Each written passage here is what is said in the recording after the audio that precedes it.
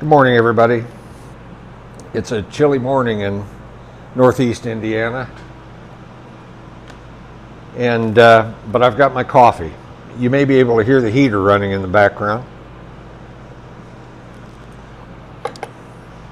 This is just going to be a short video to answer a question from a viewer and subscriber who wanted to know how I messed up this gear. So this is the Kearney and Trekker drive gear that I made for Greg at My Little Mule. And I ended up having to remake it because I messed up the calculations on this, and I didn't catch it until after the gear was cut.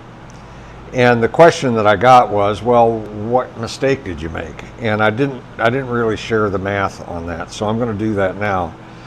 But basically, I caught a small error in the outside diameter, which affected the pitch circle and the meshing and all that stuff. So this gear would not have worked in the application. And because I made that mistake, I basically turned this into a shiny paperweight. Not that I have any problems with shiny paperweights, mind you, but it's not going to be as useful as it might have been. So here's what I did. The outside diameter, when you're making a gear, the outside diameter is your reference diameter for actually cutting the tooth profile. So if you get that wrong, you're going to have a slightly wider tooth. If you get it too big, you're going to have a slightly wider tooth, and your pitch circle is going to be offset by a similar amount because you reference that outside diameter when you're setting the depth of cut. So that's your reference diameter for gear cutting. So it's important to get the outside diameter somewhere close to where it needs to be. And in this case, it ended up being, I think, 28 thousandths too large, which translates to a 28 thousandths unplanned increase in the center distance between the two gears. So that wouldn't have worked. 14 thousandths increase in center distance. But anyway, here's what I did. So this gear was DP 9, had 24 teeth,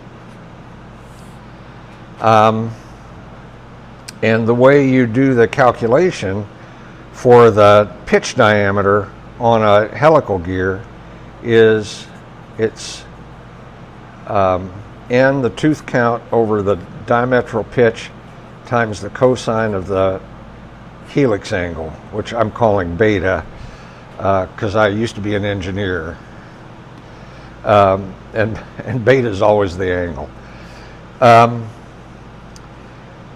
that gives you the pitch diameter. But then in order to get that outside diameter, you have to add the addendum, which is the distance between the pitch line and the tip of the tooth. And when you do the calculation for a spur gears, in other words, one where the helix angle is 0,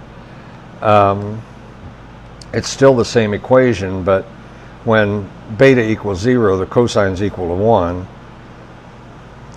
and the pitch diameter is just n over dp.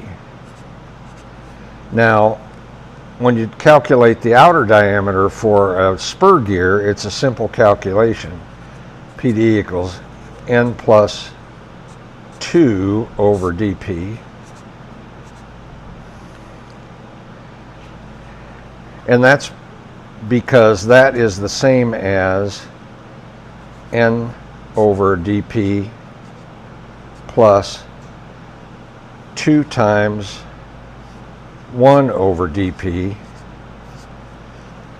and 1 over dp equals the addendum.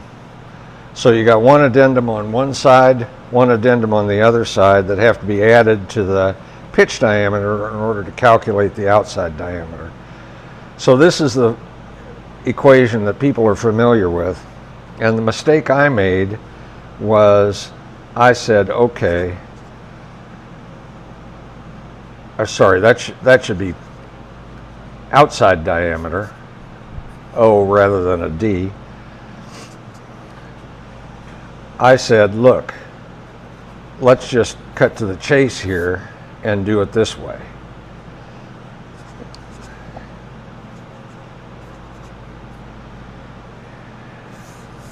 And that's what I did.